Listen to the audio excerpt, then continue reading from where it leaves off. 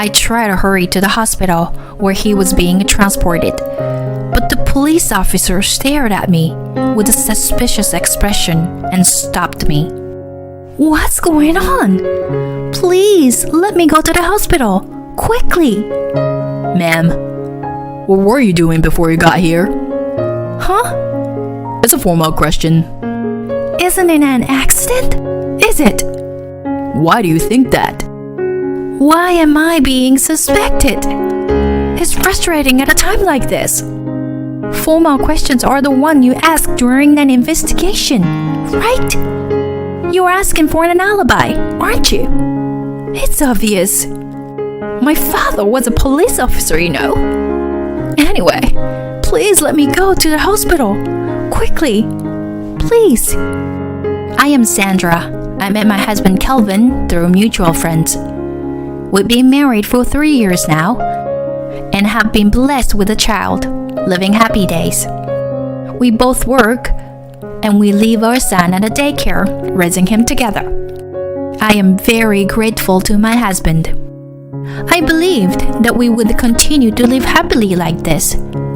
But a year ago, while we built a new house, an unexpected trouble arose. The troublemaker was my mother-in-law. Our relationship had been such that we only met once every few months. To be honest, I thought we could visit her more often, but my husband didn't like that. He didn't explain, and I didn't pursue it. We built a house about a 30-minute drive from each of our parents' homes.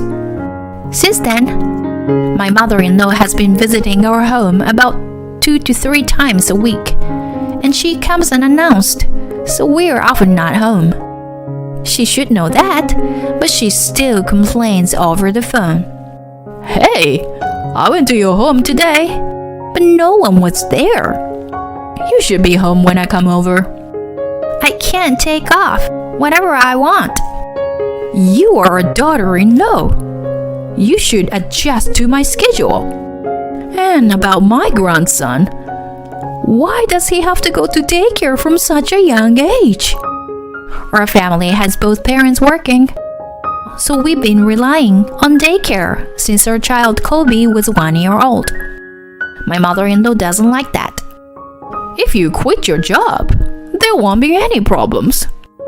It's negligent parenting to send such a young child to daycare like that. Here she goes again. I really wish she would just leave us alone. I had no idea she would be so meddlesome in our family's affairs.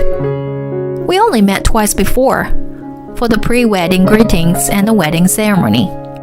At the time, my mother-in-law seemed to be wearing a mask. Now she is transformed into nothing but a nuisance. And this house? I don't know about it. There were better lots of land available if you were going to build a new house. Why didn't you consult with me at all? Huh?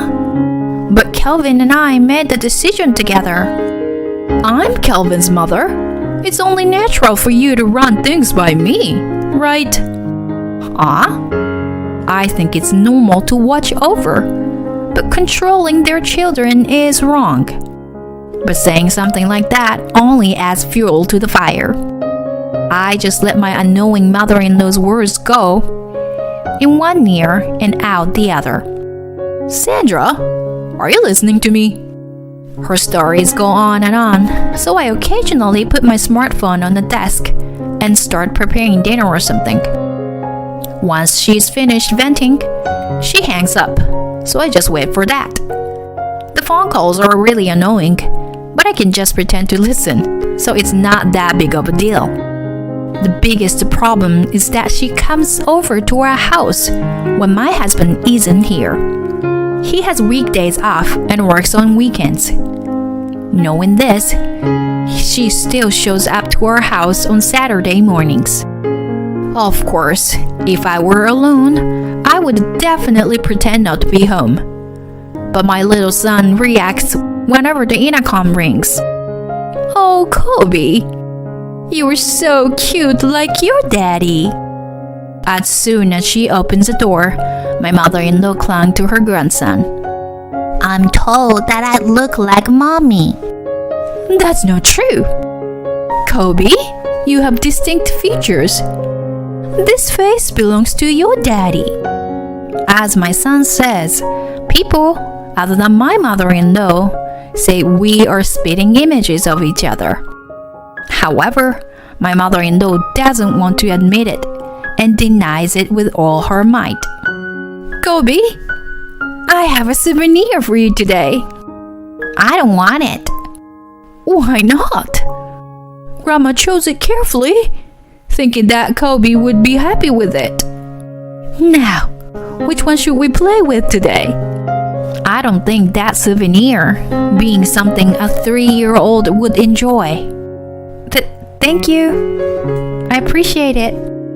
However, but I think it's a bit too early for this, so I'll wait until he's a bit older to use it. The thing that my mother-in-law lined up on the table were workbook sets for math and foreign languages. They were too difficult for toddlers and were at the level of elementary school students. Mom, can I play with Lego?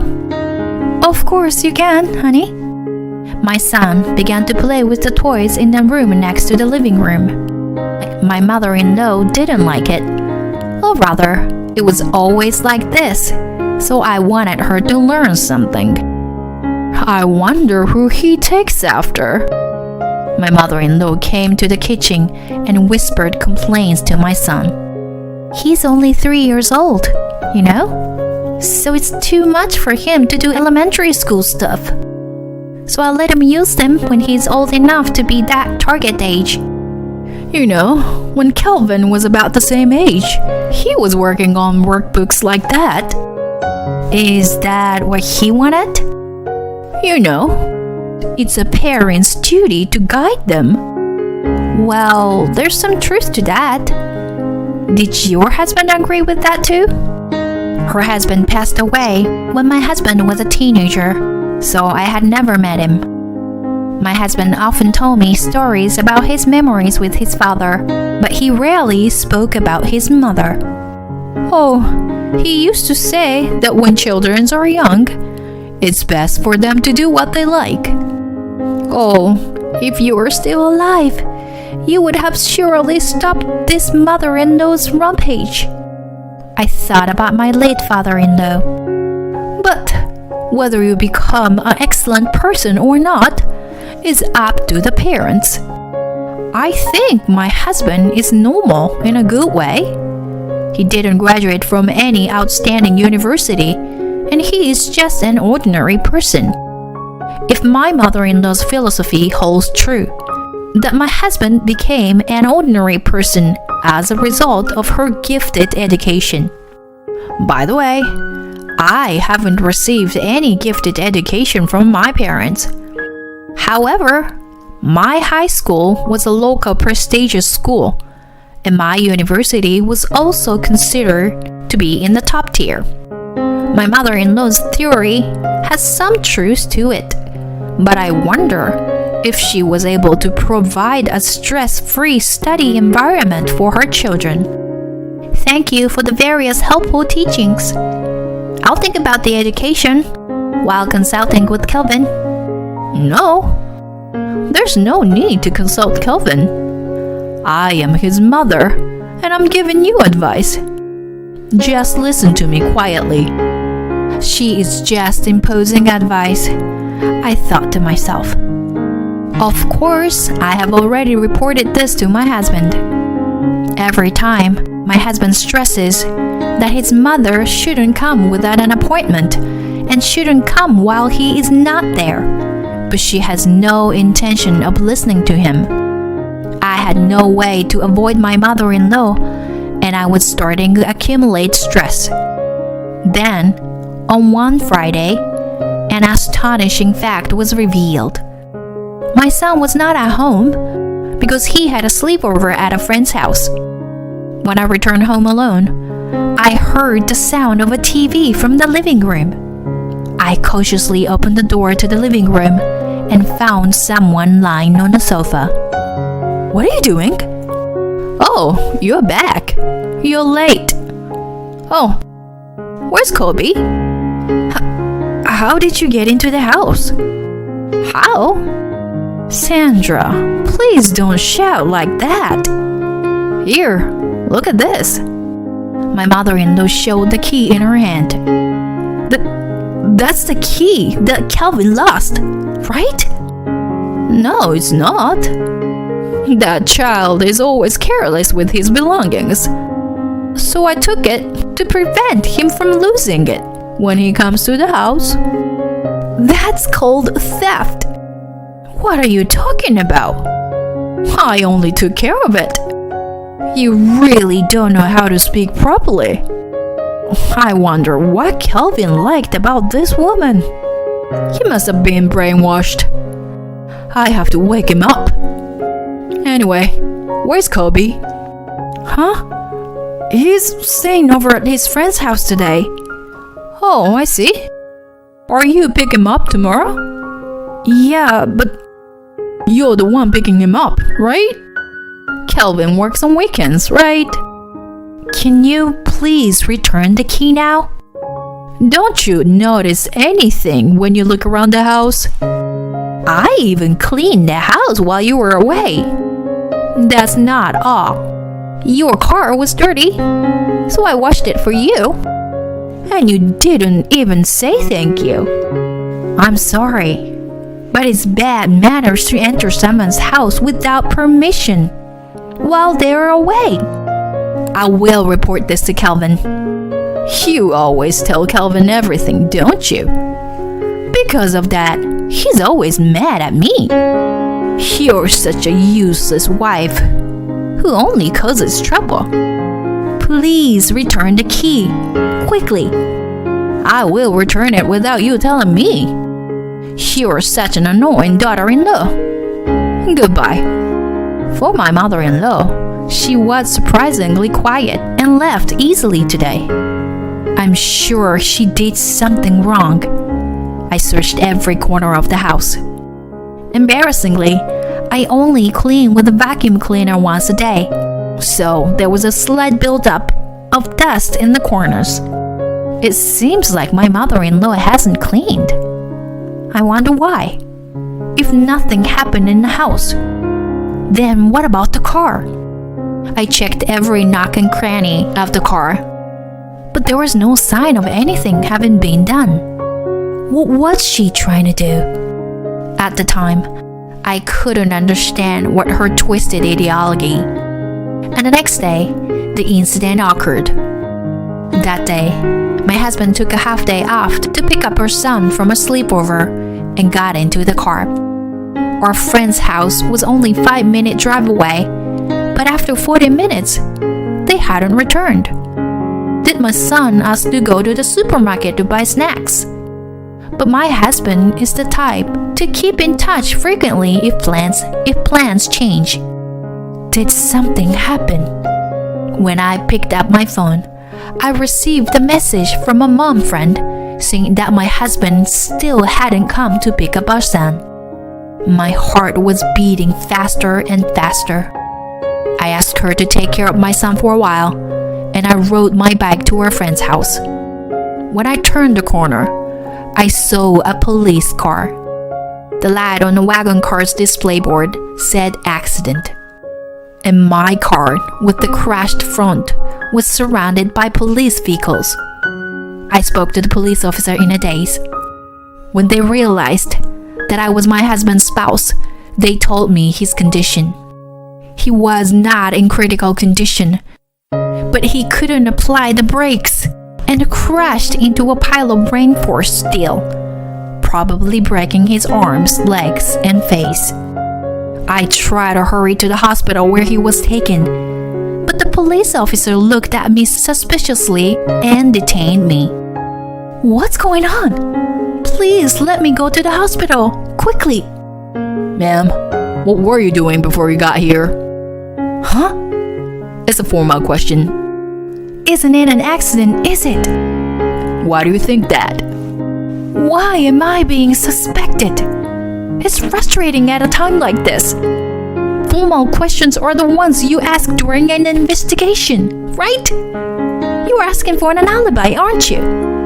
It's obvious. My father was a police officer, you know.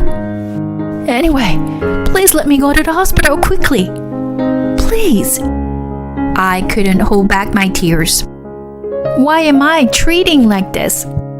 Ma'am, we were certain that this is an incident. The police officers around were unsettled by the statement of the one officer, because one shouldn't say such things to a civilian, let alone someone who could potentially be a suspect. I understand how you feel, ma'am.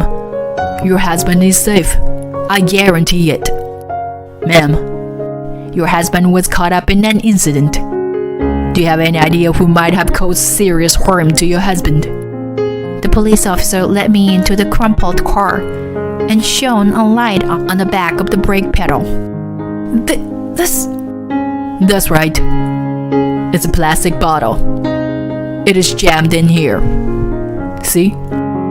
It is designed so that you can't see it unless you look closely. Not only that, but it's attached in a way that you won't notice it if you just press down on the pedal when starting the engine. It is clearly a malicious act. I trembled as I recalled yesterday's event. Ma'am? It's me. Huh? I was the one who was targeted. It's because I was supposed to pick up my son that my husband got caught up in the accident because of me. I can't believe it. How dare you? I won't. Ma'am, calm down. Take your time, okay? Could you tell me what you know? Still in shock, but I managed to tell the police about the conversation with my mother-in-law yesterday. I see. Leave it to us from here. Let's hurry to the hospital. The police officer instructed another officer to take my bicycle to my house and sent me to the hospital in a patrol car. My husband, who was transported, had a broken left arm and both legs, and his face was severely bruised with significant internal bleeding. I'm sorry for worrying you. I'm glad that you and Kobe weren't in the car. Tears welled up in my eyes for my loving husband, who was kind beyond measure. I couldn't tell him the truth while he was in front of me. And 5 days after the accident, when my husband was transformed to a general ward, the police officer told him the truth.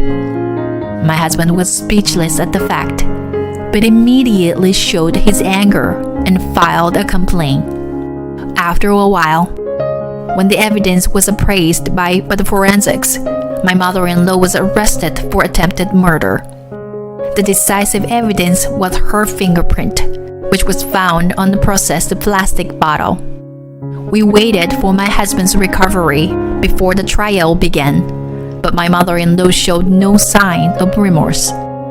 She desperately pleaded that she was only trying to save her brainwashed son from his wife. When asked by the judge how she felt about her son being seriously injured, she claimed, "He was unharmed, so I am innocent." My husband and I also appeared in the court as witnesses for the police, but my mother-in-law showed her anger when I stood up. "Why are you unharmed? You piece of jerk!"